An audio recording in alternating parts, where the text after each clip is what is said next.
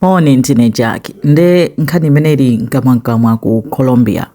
Mtsikana uyu dzina lake ndi Maria Camila Potosi. Maria anali ndi mimba, anapanga baby shower yabwino zabwinobwino, anasangalala. Anthuyi after kusangalala alisanalowera kwawo. Nde pa 16 July mimba ya miyezi 8 Maria anapita ku family home kwa mamuna wake amakacheza.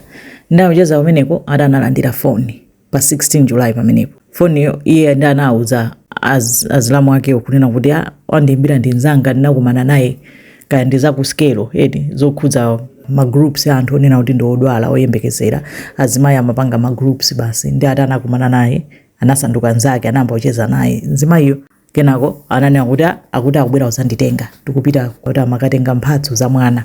Ndi nzimayiyo anafika panja anali panthuthumula, anamutenga Maria Camila, anakwera kumbuyo, anaoneka pa CCTV akutani kupita anapita umeneko mamuna wake kubwera madzulo kuti akamutenge Maria kuja kupeza kuti azibale ake mamuna amuzone kuti Maria tu wachoka pano ndi nzache akuti kaya amati akatenga mphatso za mwana kuti iye uja sakuyankha phone. Dikirirani tu Maria sazapezeka. Ndiye nanji munthu kuti ali ndi mimba ya miyezi 8 anakanena ku polisi. Panadusa 4 days osampeza. Pa 20 July thupi la Maria linapezeka pambali pa nyanja, koma atabayidwa pamimba patamung'amba mwana mulibemo. Nde inali kesi yoopsa kwambiri kuti mwana ali kuti wamupha Maria ndi ndani, nzimayi anamtenga uja ndani. Ndifa chinoti anaoneka pa CCTV nzimayiyo mapeto ake anthu amupeza, sakuyankhula chilichonse, amutenga ali ku polisi. Apolisi akupanga ofa ndalama zawo za ku Colombia 200 million pesos kuti anthu apereke information for atakukhulupirira kuti chiwembucho anapanga ndi anthu about 4 and mwana sanapezekebe mpaka pano. Ndi chifukwa chonena kuti anthu amudziwa nzimayi anadza mtenga Mariayo, anayamba kulimbana ndi chibwezi chake cha nzimayi ameneyoyo. Ndi chibwezi chakecho chinapita live pa Instagram kanena kuti no sizikundikhudza.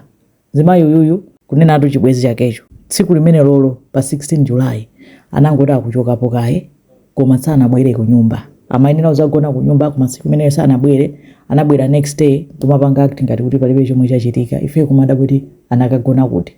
Komanso kawiri konse anatinamizapo kuti ali ndi mimba. Amanena kuti ali ndi mimba yachoka, ali ndi mimba yachoka. Last time ananena kuti ali ndi mimba, ananena kuti January anauza anthu kuti ali ndi mimba. Ndi kwina kusakudziwa koma akudziwa kuti ndi munthu wabodza. Ndi nkhani yonena kuti ya kuyisa anthu kwambiri ku Colombia. Anthu akuya zoopsa kwambiri kunena kuti munthu wampanga nkhanza munthu ndi ndani, koma at least munthu amene amupanga hold ndi nzimayi ameneyo anamgwirayo. Mwana sakudziwirabe kuti ali kuti. Zoopsa kwambiri zopanga trust anthu osadziwa aziyete zikomo kwambiri.